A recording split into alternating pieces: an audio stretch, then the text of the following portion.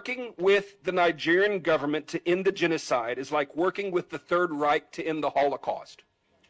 Okay, I'm about to introduce a hero. His name is Mike Arnold. He's made 16 trips to Nigeria, some under level 4 do not travel warnings. He founded the Africa Arise International, which today runs schools for more than 600 displaced children in the camps that the Nigerian government says doesn't exist. He's a former mayor of Blanco, Texas. And he is the author of Epicenter, Nigeria, Radical Islam and the War for Global Order, a #1 bestseller on Amazon. Mike. Thank you so much. Everything I'm about to say is factual, so I have 19 pages of references. If anybody wants to question anything I say, it's right here, because some of it might be shocking. Nigeria, the 6th largest nation on earth, on track to be the 3rd largest by 2050. Top 5 OPEC, $1 trillion in minerals, a cultural powerhouse.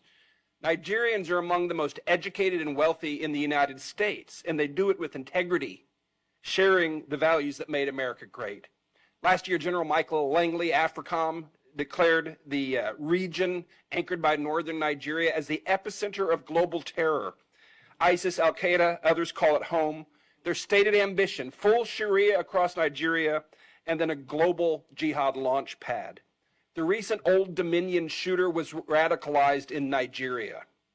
Two scenarios. America's greatest African ally, innovative, peaceful, and prosperous, or the greatest security threat of the next generation, a Sharia exporting giant. A little bit of history. In 1804, Usman Dan Fodio waged a jihad and founded the Sokoto Caliphate, Africa's largest pre-colonial empire. Beheading, raping, destruction, displacement, 2 million slaves at its peak. This caliphate has never ended. That's North Nigeria.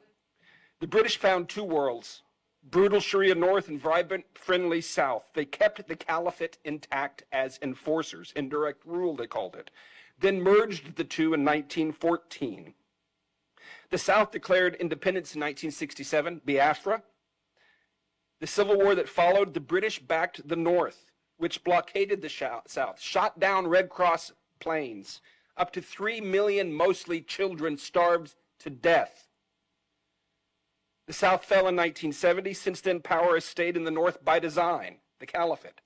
The current constitution, imposed by northern military dictator, mentions Sharia in Islamic terms 165 times. Christianity, 0. At least $9 billion a year in blood minerals are looted mainly by China, paying jihadis and corrupting military and political officials. It was President Goodluck Jonathan in his living room that leaned in and informed me about that. I know a lot of people there. I've been there a lot. Most of this is firsthand. Some key people that have been involved in this. Barack Obama unleashed the current genocide. In 2010, my first trip, Nigeria had an accidental Christian president, Goodluck Jonathan. Booming economy, only nation on earth where radical Islam was being pushed back. No slaughter, hardly any displaced people, just from random stuff. Northern warlord challenged, Muhammadu Buhari, publicly called for Sharia law across Nigeria and globally. Boko Haram chose him to mediate with the government. Tinubu helped get him in office, the current president. David Axelrod was his campaign advisor. Obama blocked U.S. counterterrorism support to Jonathan, blocked other nations from helping. Jihadists flooded in from North Africa, villages massacred, millions displaced, raped, enslaved, kidnapped, churches burned. Buhari ran on ending the insecurity. It only got worse. Another person, the Sultan of Sokoto. He's like Pope and King to 108 million Muslims. Dan Fodio's 20th generation successor. He was a Nigerian general deployed to Pakistan and Afghanistan during the war on terror, when we captured Nigerian fighters alongside Al-Qaeda and the Taliban. He returned and assumed the throne in 2006, and international terror tactics and organizations appeared soon after. He has never decreed an end to the killing or mineral looting in his domain, but he's called social media a terror organization. In 2025, he publicly supported the push for Sharia in traditionally Christian southern states.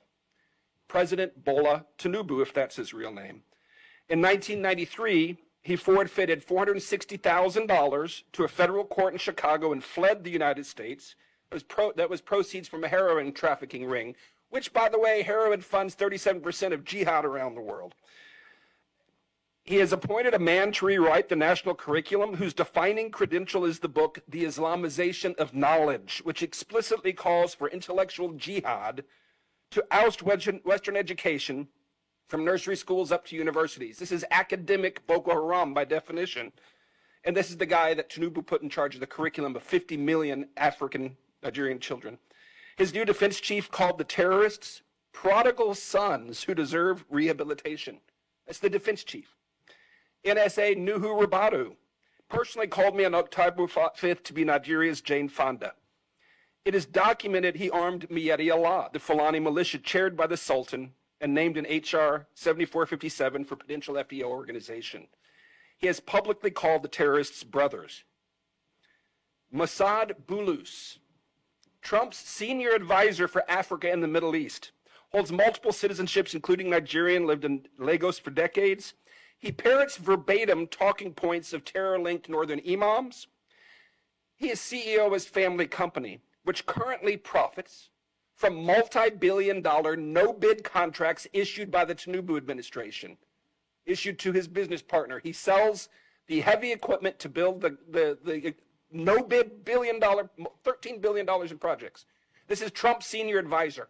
He's also Tiffany Trump's father-in-law. Examples of ongoing failures and impunity. Ngoshe, Borno State, wiped out in the Gwoza massacre of 2014. The government recently assured refugees in Cameroon it was safe for them to return, paid them to return. Within weeks, on March 3rd, Boko Haram slaughtered dozens, more than 300 abducted into slavery, including the wife and daughter of a friend of mine. The military was largely AWOL. The attacks continue there. Deborah Samuel Yakubu, 2022, college student. After finals, she posted on WhatsApp, "Jesus is the greatest. He helped me pass my exams." The next day on campus, as professors and police watched, she was beaten, stoned, tires heaped on her, and burned alive, while students filmed selfies in front of the flames celebrating. The deputy imam of the National Mosque, who performed President Buhari's daughter's wedding, publicly justified the killing within 24 hours on his own Twitter account. No one was punished.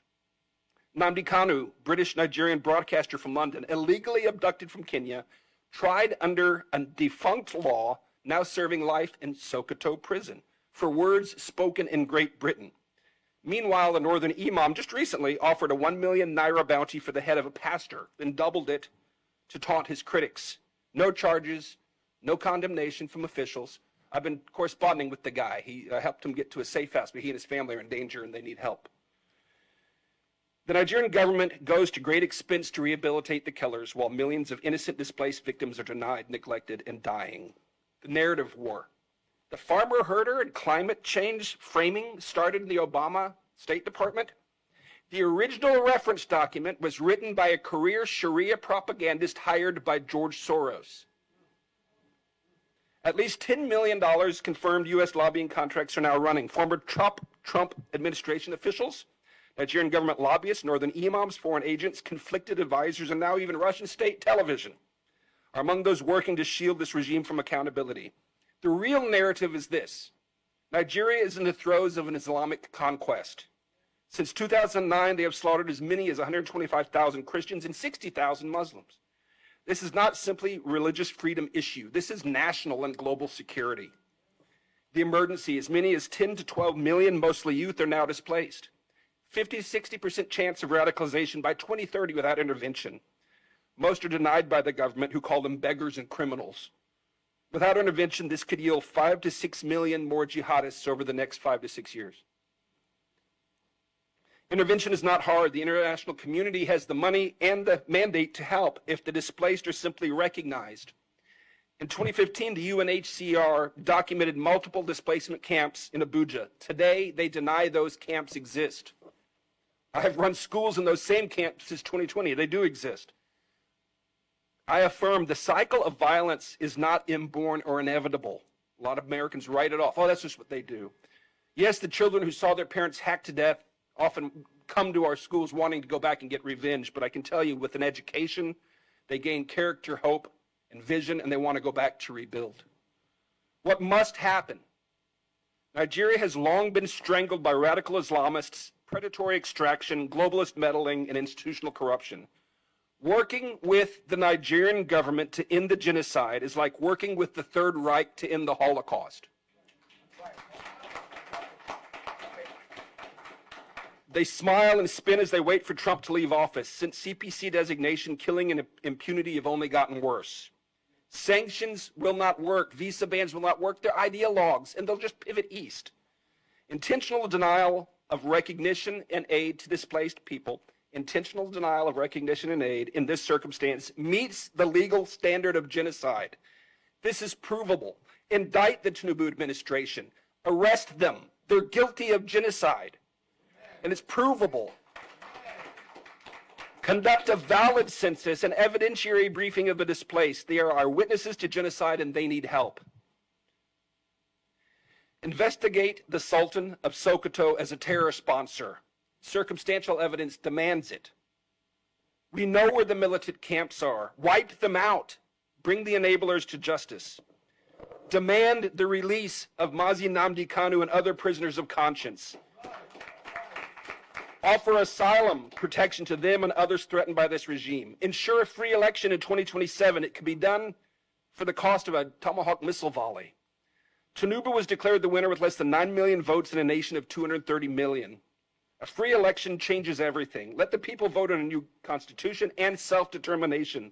Like so many other British colonial contraptions designed to fail, separation is likely inevitable, and it is just. The time is now. Nigeria is at a crossroads. It will become either a peaceful, prosperous ally or a massive launchpad for global jihad. There is no going back to the status quo. If the world turns away after this unprecedented scrutiny, the backlash will be bloody and absolute. The window is closing. We must call this what it is and intervene now, or the current genocide will grow and draw more innocent blood, not just there, but here in the United States. Thank you. Wow. I thought I know you.